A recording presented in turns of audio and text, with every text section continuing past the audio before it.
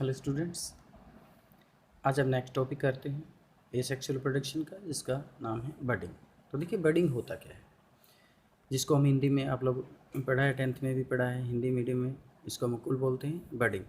It is type of the asexual reproduction which the one of और मोर unicellular and multicellular outgrowths. ठीक है, ये unicellular और multicellular दोनों प्रकार की आउटग्रोथ्स जो एक पेरेंटल बॉडी से बाहर निकलती है, आउटग्रोथ इज कॉल्ड बड। ठीक है, are formed on the inside and the parental body. जो किससे निकलती है? पेरेंटल बॉडी से निकलती है। मैकेनिज्म क्या है?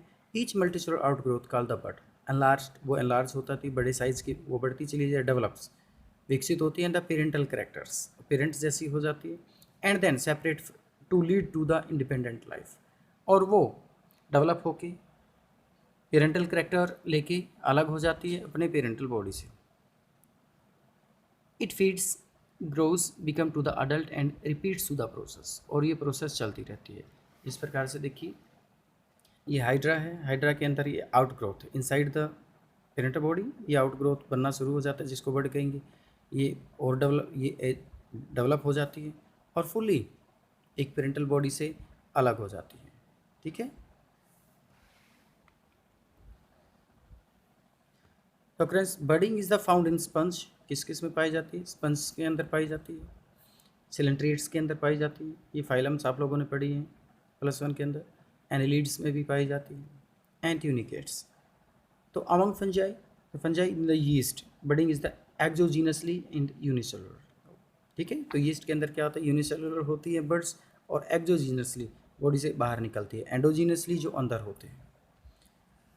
ठीक है, जो आउटग्रोथ्स बाहर बनती हैं उनको एंडोजीनसली कहेंगे, जो अंदर बनती हैं वो एंडोजीनसली होती है। Hydra, the budding of the exogenously, अभी मैंने आपको बताया था हाइड्रा के अंदर क्या होता है, बाहर की तरफ निकलती है बडिंग, ये एक्सोजीनसली है condition. Budding is form exogenously, but formed in the outer surface of the parental body, while the spongilla, a fresh water sponge, is budding endogenously, इसमें अंदर से निकलती है। and the number of the buds in the gemmules and formed in the inside of the parental body, तो बहुत सारे gemmules हैं, वो बनती है बड के फॉर्म में inside the body। each gemmules of spongilla is the mass of the differentiation cells, बहुत सारी cells में differentiated हो जाता है वो, called archaeocytes। ठीक है, तो gemmules help in the perennation and dispersal, वो क्या करते हैं? अलग हो जाते हैं और डिस्पर्स आउट हो जाते हैं, फैल जाते हैं। During the favourable conditions archaeocytes come out from the gemmules, gemmule से आर्कियोसाइट्स बाहर निकल जाते हैं through the micropyle and form a new sponge, और एक नए स्पंज का निर्माण करते हैं।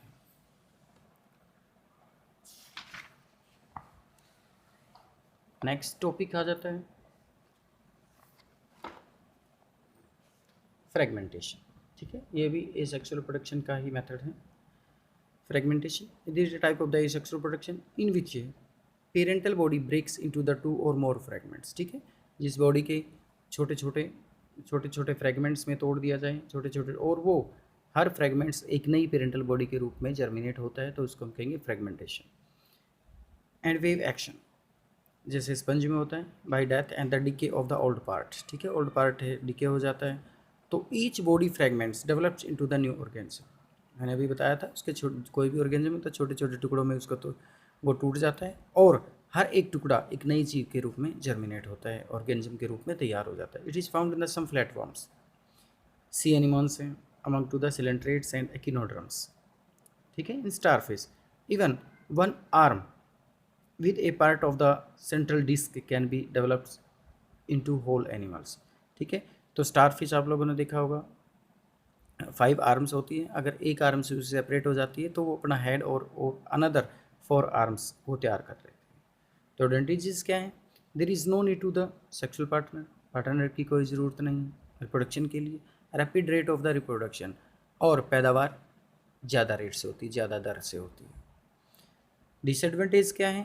No chance to the new combination of the genes, मतलब क्या होगा, वो जेनेटिकली और मॉर्फोलॉजिकली सिमिलर होगा टू देयर पेरेंट्स, अपने पेरेंट्स से, उनके अंदर कोई भी नए करेक्टर्स नहीं आएंगे, जीन नहीं आएंगे, वेरिएशंस नहीं आते हैं। दूसरा, it generally leads to the overcrowding and struggled for the existence. ठीक है, बहुत ज़्यादा मात्रा में वो पैदा हो जाते हैं, ठीक है, जिसमें उनको जीवन यापन करने के लिए बहुत ज़्यादा स्ट्रगल करना पड़ता है। Next type of the asexual reproduction, zoospores.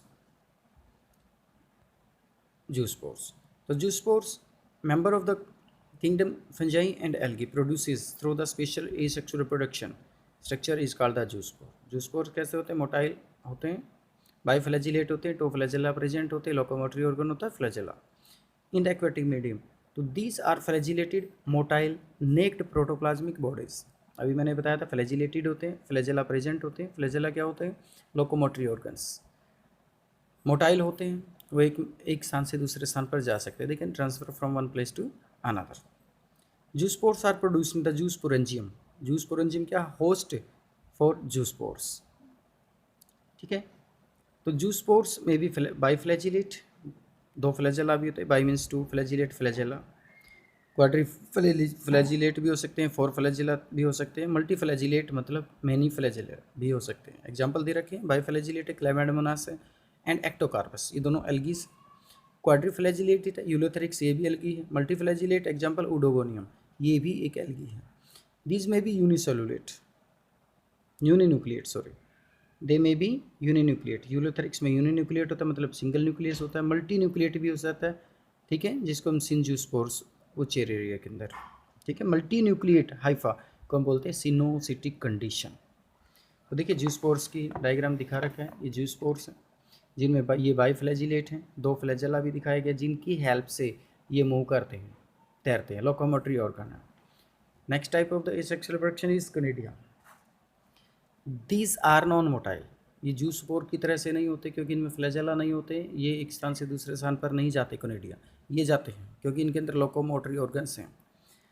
These are non motile spores produced exogenously, ठीक है। ये तो देखिए ये स्पोरेंजियम के अंदर तैयार हुए हैं, अंदर बन रहे हैं, तो एंडोजीनसली ये इन बॉडीज़ के बाहर तैयार हो रहे हैं। दीज आर द कनेडिया, ये राउंड राउंड स्ट्रक्चर्स आप देख रहे हैं छोटी छोटी, ये क्या है? कनेडिया है। ये इसकी बॉडी से बाहर बन रहे हैं, बाहर बन रहे हैं तो एक्सोजीनस कंडीशन है। ऊपर वाले डायग्राम में आप देखोगे अंदर बन रहे हैं तो एंडोजीनस कंडीशन है। These are non motile spore produces exogenously by constructed of the tips of the special hyphal branches, ठीक है। ये जो है ये हाइफा है, ठीक है, और हाइफा से बहुत सारी ब्रांचेस बनी हुई हैं, नोन एज कोनिडियोफोर्स, ठीक है। कोनिडियोफोर क्या है? जैसे जूस्पोरेंजियम था, जूस्पोर की होस्ट थी, कोनिडियोफोर क्या होता है? Host for conidium. The conidiophores में बी ब्रांच्ड और अनब्रांच्ड। तो देखिए यहाँ पर क्या है? ये ब्रांच्ड है, कई बार ये अनब्रांच्ड भी होता है। They produced conidia singly as in the Phytophthora, ठीक है। फाइटोफथोरा ये फंजाई है, और the chains of the Aspergillus, Penicillium ये भी फंजाई है।